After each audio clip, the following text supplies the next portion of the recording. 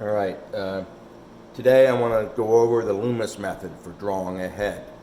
Um, so this is just going to be the basics, and then from there we'll take a reference and actually draw an actual person that that I know.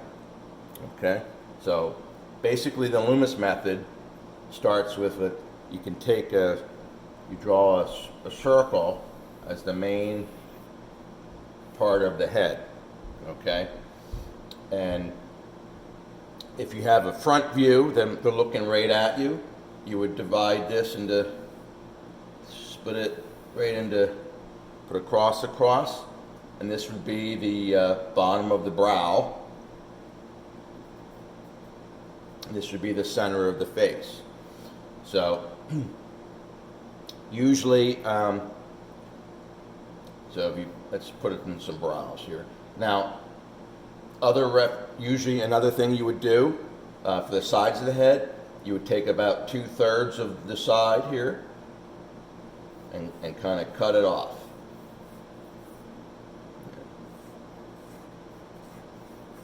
All right. So these are the brows around this line. Usually the face you can break it down into thirds, okay? So let's say here's the hairline. Usually from this to the eyebrow would be a third. So if you go the same distance, usually that would be where the bottom of the nose is. And then if you went another third, that would be right here, that would be the chin, okay? So you could come down from this line here a little bit, and this would be where the chin would be.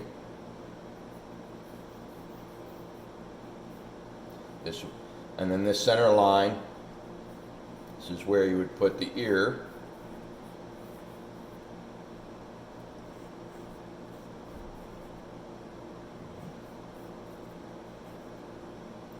Alright, so let's do hair.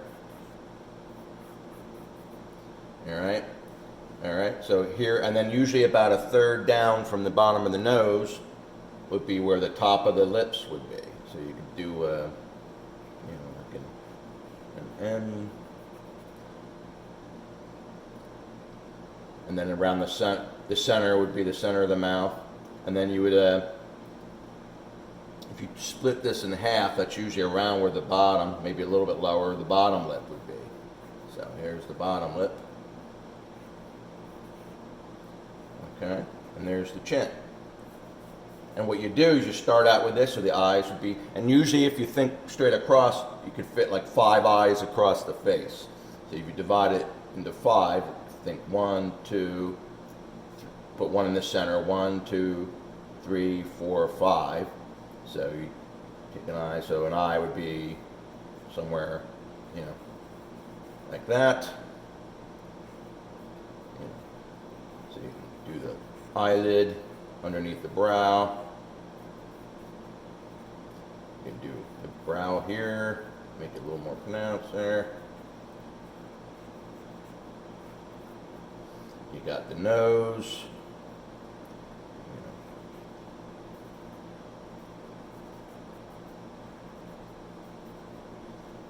And you got your mouth here. Usually if you go in the inside corner of the eye, bring it down, that's where the end of the mouth would be. And then you would take this and adapt it and just make subtle differences to adapt it to the reference you have of the actual person you want to draw. But you could take this same,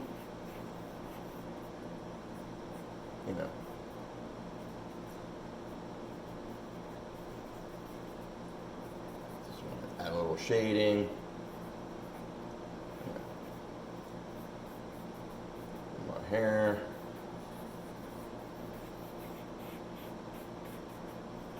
Here's the hair, and then you can have the neck come down. And then you have a face. But you could do, below this, I'll show you can do it on any angle. So you'd start with your circle. But let's say they're looking down and off to the side. So this line that would be the center up here, you would move it to where the eyes would be. So if you think of this as a ball, as a sphere,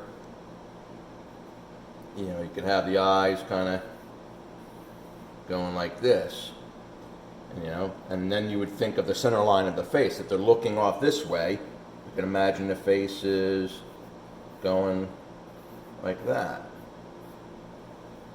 So this would be the eyebrow.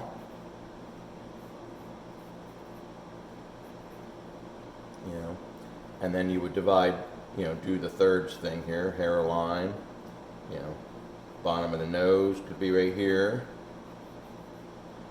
and then, you know, the chin would be down here. So, and then we would have our circle where that we cut off the 2/3 here. You'd split that like this too, and here the ear would be back here. So, and then we'd come down and then we'd have the chin down here, come down from this line, and chin would be down there. So we'd have the eyes here.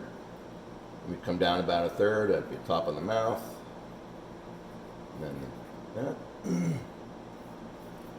So here we go. We got a person, you know,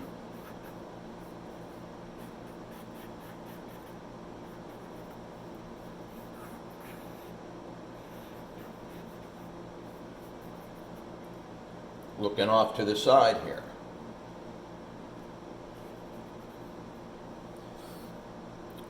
And that's the Loomis method. You know, you start with a sphere, you cut off the sides 2/3. You imagine it. If you turn that sphere, you know, if you're drawing somebody at an angle, you imagine where the eyes would be, and that becomes that center line of that sphere. And then the direction they're looking at, you would do your center of the face, wherever that is, and then you'd work out from there. And usually the hairline to the top of the brow is 1/3, the brow to the bottom of the nose 1/3, and then from the bottom of the nose to the chin 1/3, and then you go about 1/3 down from the bottom of the nose, and that's where the top of the lips go. Now that's just general basics, and then but you would subtly change that to whoever you're drawing. You know, somebody might have a narrower face, you know, or a pointier chin, or a longer chin, or be bald up here like me. You know, and then you would go and you'd start with the basics, and I mean, this is mine charcoal. I could do the thing I did in another video where I kind of just blur everything. Use my finger or grab a paper towel, you know, and just kind of blur it and then refine it. Yeah.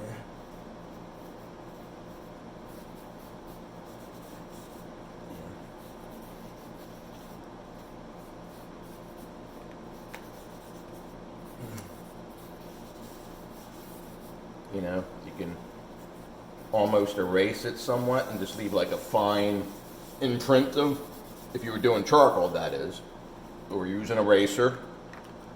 You know, you can take your eraser and erase stuff if you want. You know, highlight areas. You know, highlight the head. Get rid of some of these lines. There's the nose, the chin, cheeks. You know, whatever, and then you can go back in with something a little stronger and, you know, put in more detail.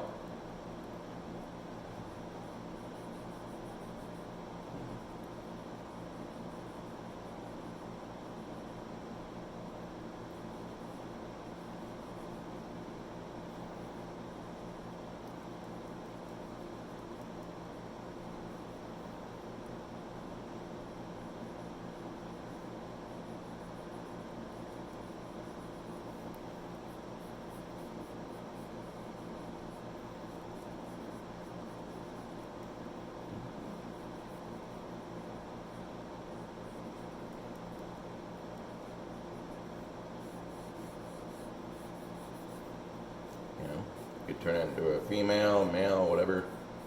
Yeah.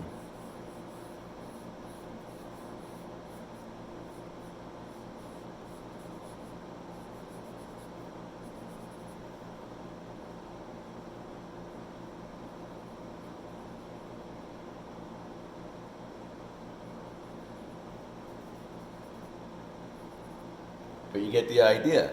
So it's a simple method.